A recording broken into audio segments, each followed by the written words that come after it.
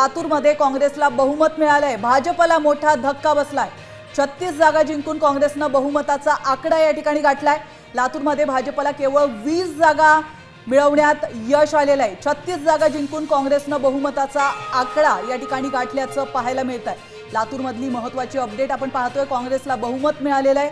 तर साम टीव्हीने जो exit poll दाखवला होता त्यामध्ये लातूरमध्ये काँग्रेसला बहुमत गाठण्यात यश मिळेल असं सांगितलं होतं आणि त्याप्रमाणे आता महत्त्वाची अपडेट समोर येते। खरं तर साम टीव्हीच्या बातमीवर हा शिक्कामोर्तब म्हणावा लागेल। लातूरमध्ये काँग्रेसला यश मिळताना पाहायला मिळतंय। अमित देशमुखांसाठी ही प्रतिष्ठेची निवडणूक होती। त्याच लातूरमध्ये काँग्रेसनं अखेर बहुमताचा आकडा गाठलेला आहे।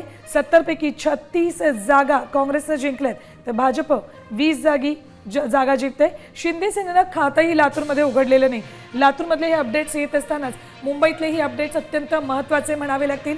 भाजपचे नेते रवी राजा वॉर्ड 185 मधून ते उमेदवार होते, मात्र आधीच्या काळात ते काँग्रेसमध्ये होते। 4 वेळा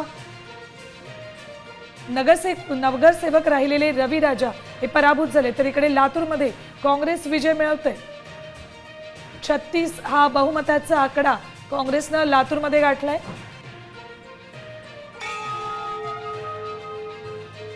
लातूरमध्ये काँग्रेसला बहुमत मिळालेलं आहे। भाजपला मोठा धक्का बसलाय। 36 जागा जिंकून काँग्रेसनं बहुमताचा आकडा गाठल्याचं दिसतंय। लातूरमध्ये भाजपला केवळ 20 जागा मिळालेल्या आहेत। विलासरावांचं वक्तव्य भाजपला भोवलंय का? आपण पाहिलं रवींद्र चव्हाण यांनी विलासरावांबद्दल केलेलं वक्तव्य हे भाजपला भोवलंय का हे पाहणं महत्त्वाचं असणार आहे। कारण रवींद्र चव्हाण यांनी विलासरावांबद्दल केलेलं वक्तव्य या ठिकाणी मोठ्या प्रमाणात चर्चेत आलं होतं आणि त्यानंतर त्यामुळेच भाजपला याचा फटका बसलाय का हा खरा प्रश्न आहे।